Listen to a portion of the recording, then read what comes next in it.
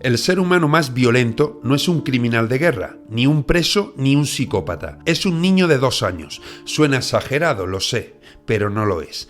A esa edad, los estallidos físicos, los golpes, los empujones o las mordidas alcanzan uno de los puntos más altos de toda la vida humana. Y lo más extraño es que esto ocurre antes incluso de que un niño entienda realmente qué significa ser niño o niña. Entonces, si nadie les ha enseñado todavía a ser agresivos, la pregunta es, ¿de dónde aparece esa conducta? Hoy vamos a analizar la ontogenia de la agresión, o lo que es lo mismo, el viaje que hace nuestro cerebro desde que nacemos para decidir si usaremos la fuerza o la palabra. Vamos a descubrir por qué aprender a convivir quizá fue uno de los mayores logros evolutivos de nuestra especie. Y también veremos por qué las diferencias entre hombres y mujeres aparecen mucho antes de lo que mucha gente imagina. Porque quizá la gran pregunta no es por qué algunos humanos aprenden a ser violentos, sino cómo la mayoría consigue dejar de serlo.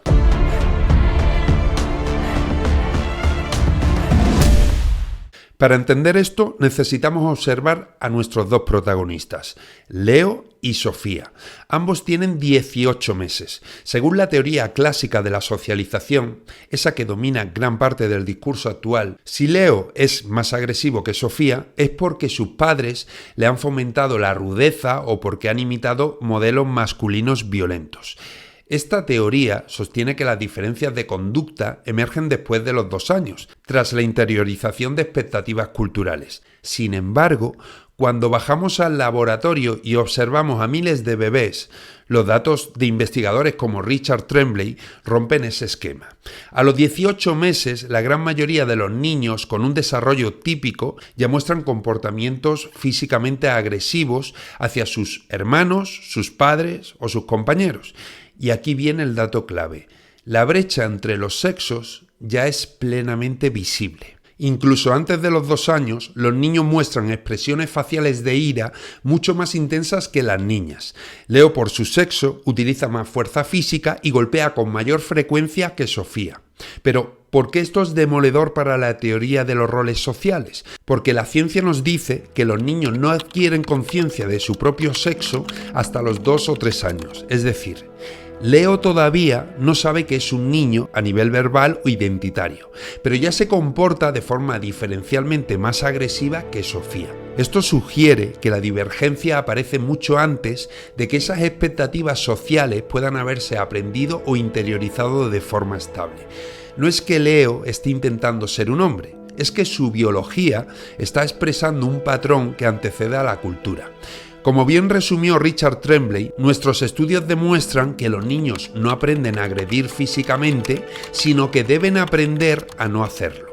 La agresión, por tanto, no es una técnica que se adquiere, es un impulso que se hereda y que posteriormente debe ser inhibido. Por lo tanto, si la agresión es un impulso natural, ¿por qué no nos estamos pegando todo el día? La respuesta es el control inhibitorio. Imagina que el cerebro tiene un acelerador, los impulsos, y un freno, el control inhibitorio. El control inhibitorio es la capacidad de la corteza prefrontal para detener una respuesta automática, como dar un puñetazo, y sustituirla por una razonada, como pedir el juguete. Es la base de la civilización. Entre los 3 y 5 años, el cerebro de Leo y Sofía vive una auténtica revolución. Sus frenos empiezan a madurar, aprenden a usar el lenguaje y a negociar. Ahora bien, ¿por qué algunos niños parecen tener frenos de bicicleta y otros frenos de Fórmula 1? Aquí es donde el estudio longitudinal de la Universidad de Montreal arrojó luz. Siguieron a 572 familias desde que sus hijos tenían apenas 5 meses. Querían saber qué factores predecían unos niveles más altos de agresión física a los 4 años. Y encontraron que factores prenatales y familiares como el consumo de tabaco durante el embarazo, la maternidad muy precoz, un bajo nivel socioeconómico o antecedentes maternos de conducta antisocial se correlacionaban con patrones de alta impulsividad y peor gestión emocional.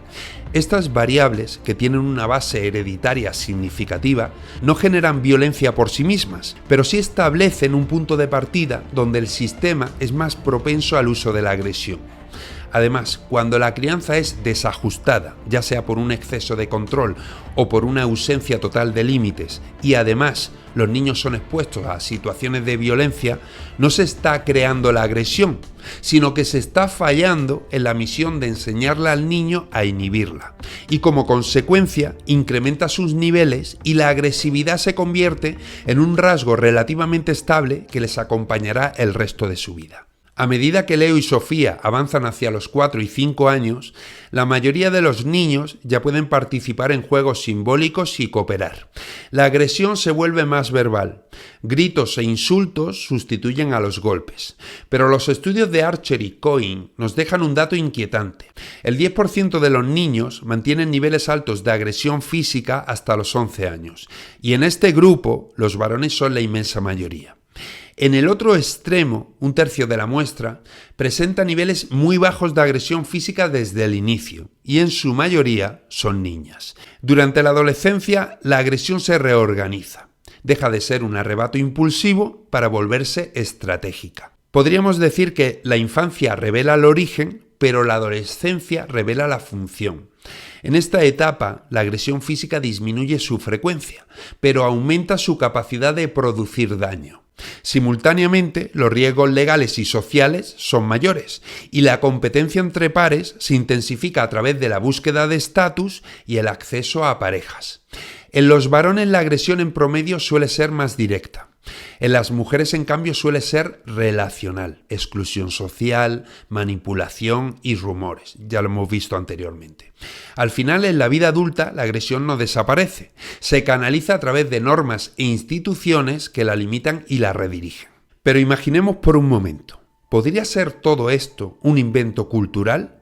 Para saberlo tenemos que mirar a quienes comparten una base biológica y genética muy similar a nosotros, pero al mismo tiempo carecen de nuestra cultura, nuestro lenguaje y nuestros roles de género, es decir, los primates.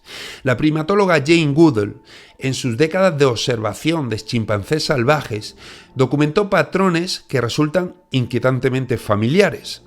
En la selva, sin anuncios de televisión ni estereotipos sociales, los machos son los que organizan y protagonizan la agresión física directa y las coaliciones violentas para escalar en la jerarquía.